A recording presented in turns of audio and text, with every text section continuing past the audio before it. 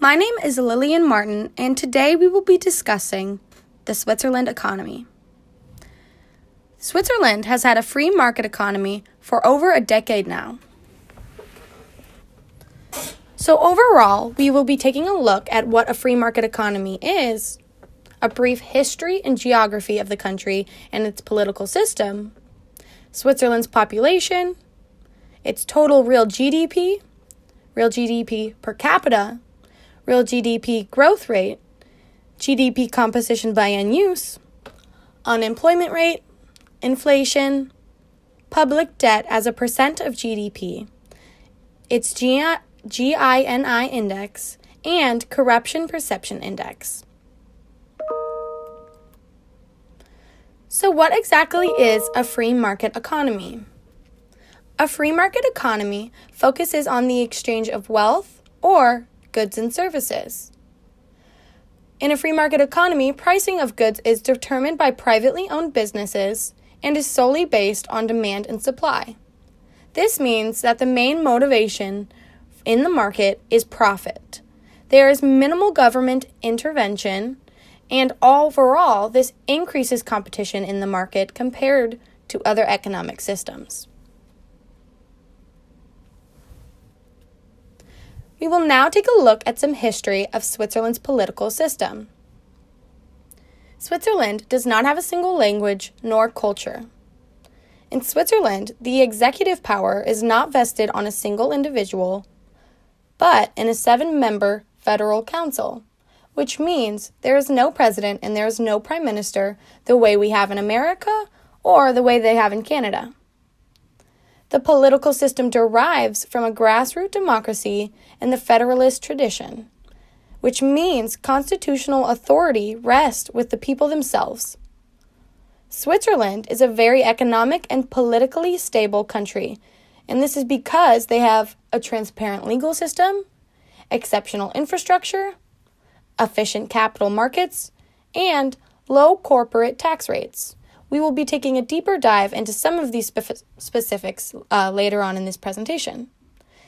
These things also show that Switzerland is one of the most competitive economies. Specifically, currently, it is one of the most advanced free market economies in the world. Here is a map that shows you just how diverse the country is for its size. They speak 4 main languages: French, German, Italian, and Romansh.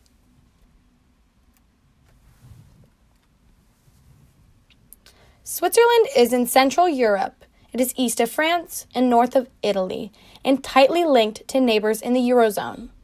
The Eurozone are countries that have fully incorporated the euro as their currency, versus Switzerland, whose national currency is called Swiss franc currency. And they are so powerfully linked because these neighbors in the Eurozone purchase half of Swiss exports, which is a major part of their economy. Here on this map, we see everything shaded in blue, part of the Eurozone, and Switzerland right in the center of it all. Here we see on a world map, for comparison, it is slightly less than twice the size of New Jersey. And on a slightly smaller scale, here it is next to those countries it borders. Again, that is east of France, north of Italy.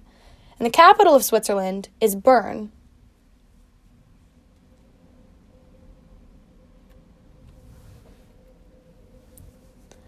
Here you can see that the total real GDP, or the total market value of all finished goods and services within the given time period, 2015 to 2017, was in 2015 $506.5 billion, in 2016 $514.5 billion, and in 2017 $523.1 billion. This was ranked 39th compared to other countries in the world.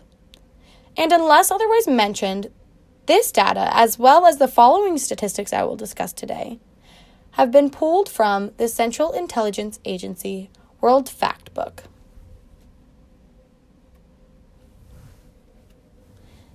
Here is a visual representation of this incline in recent years, from 2015 to 2017. And this amount is in billions. And again, this is total real GDP.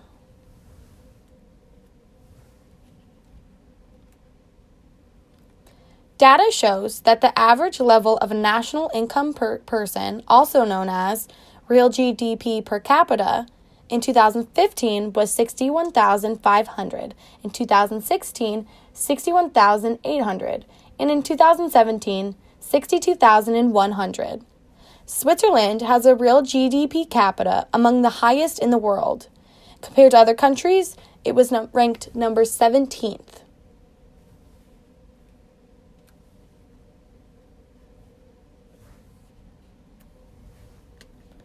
Presented again here to show this increase in a visual representation, real GDP per capita, from again 2015 to 2017.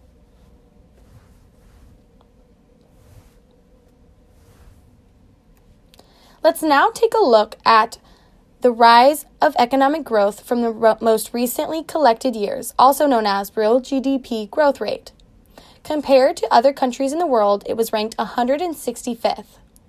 In 2015, this number was 1.3%. In 2016, this number was 1.6%.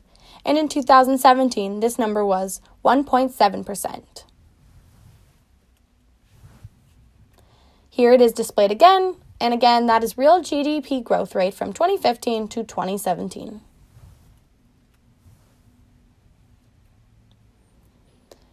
As of data collected in 2017, we can see what sectors make the most impact on the Switzerland economy. Agriculture was 0.7%.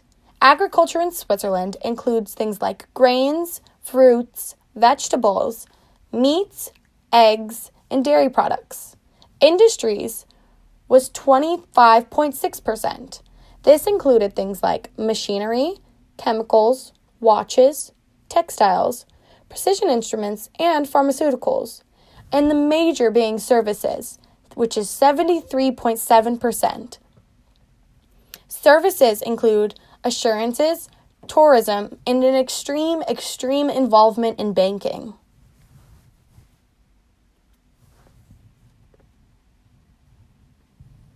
This data shows just who does the spending in Switzerland's economy. As of 2017, again, this data was pooled, and it was from the Central Intelligence Agency World Factbook. Household consumptions made up for 53.7%. Government consumption, 12%. Investment in fixed capital, 24.5%. Investment in inventories, negative 1.4%. Exports of goods and services, 65.1%. Imports of goods and services, negative 54%. Again, we can see the exports of goods and services has the biggest impact on Switzerland's economy.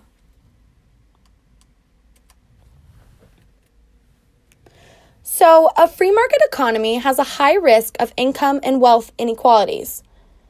However, Switzerland is known to have a low unemployment rate and a highly skilled labor force. Compared to other countries, this was ranked number 40. In 2015, this number was 3.2%, 2016, 3.3%, and in 2017, 3.1%. So why is their unemployment rate so low?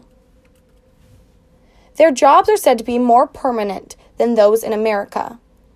Unemployment benefits are also not so generous, which makes the citizen feel more forced to find work again if their job was lost. And while this happens less today, in the past their unemployment rate went hand in hand with their immigration rate. Meaning, if unemployment was rising, they would send immigrants out of their country to keep this number down.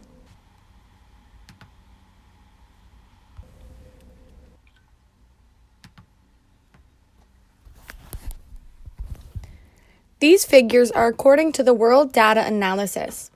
While it looks like there is a drastic change, it is actually only a 0.2% drop. Overall, the Switzerland unemployment rate has stayed pretty consistent in recent years.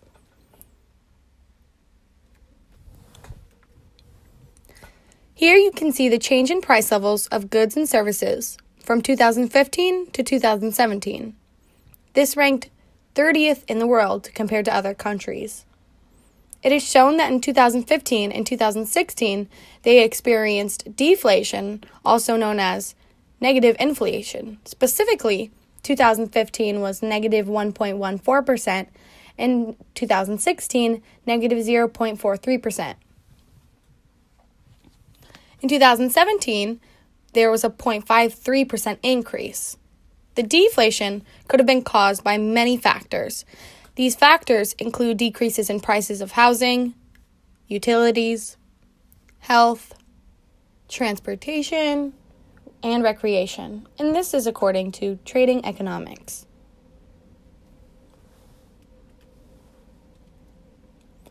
Overall, though, when comparing inflation between 2015 to 2017, there's only been an increase of the price level of goods and services as shown. Specifically, 1.68% from 2015 to 2017.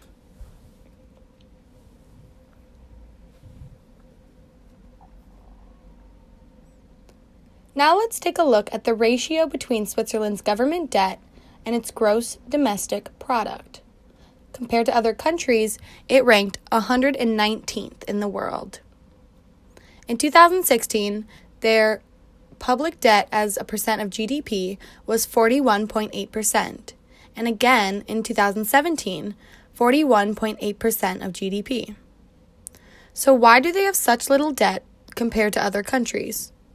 One reason is they have become richer from the past years. This wealth allows them to pay debt off at a more substantial rate. GINI measures wealth distribution among its citizens. As a reminder, a 0 stands for perfect equality and 100 for perfect inequality. In 2015, they ranked 32.7, and in 2016, they got a score of 33 out of 100, and in 2017, 32.3 out of 100. For reference, Switzerland ranks below US, and we will take a closer look at this in just one moment. This data was pulled from the World Bank. So here we can see how Switzerland ranks compared to the US in most recent years. In 2016 specifically, there was an 8.5 points difference. This shows Switzerland has less of a wage gap between the lowest and the highest earners in their country compared to the US.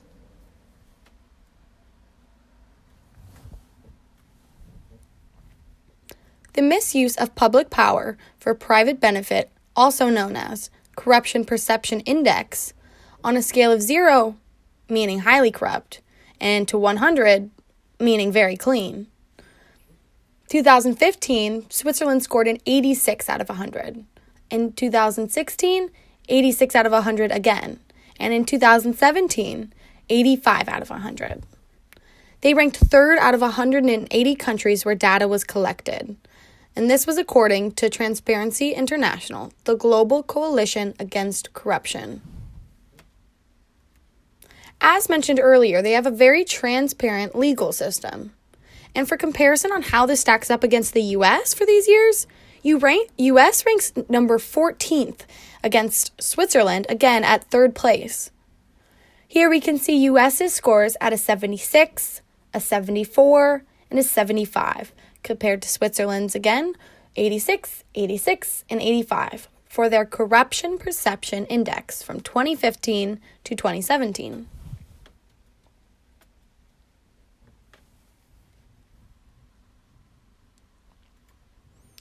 Now let's take a look at their happiness index. Switzerland is known to be one of the happiest countries in the whole world. Specifically in 2015, it got first place. And then in 2016, it got second place. And in 2017, it was ranked 4th in the world. This was pulled from a study done by academics for the United Nations under its Sustainable Development Solutions Network. So what can we really pull from today's presentation? Switzerland is a culturally rich country. They have a prosperous and modern market economy and have an average level of national income per person among the highest in the world. They also have a low public debt.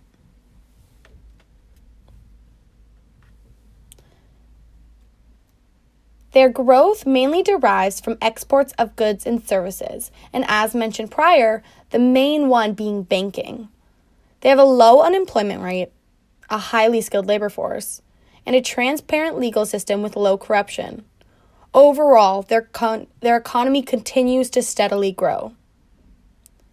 Switzerland's economy has been more successful for more reasons than one.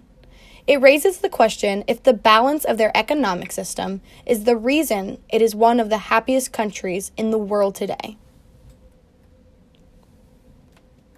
Here you can see a bunch of data I have collected to put together this presentation. Here you can also see more data I have collected and my sources. And so that is a brief overview of the Switzerland economy.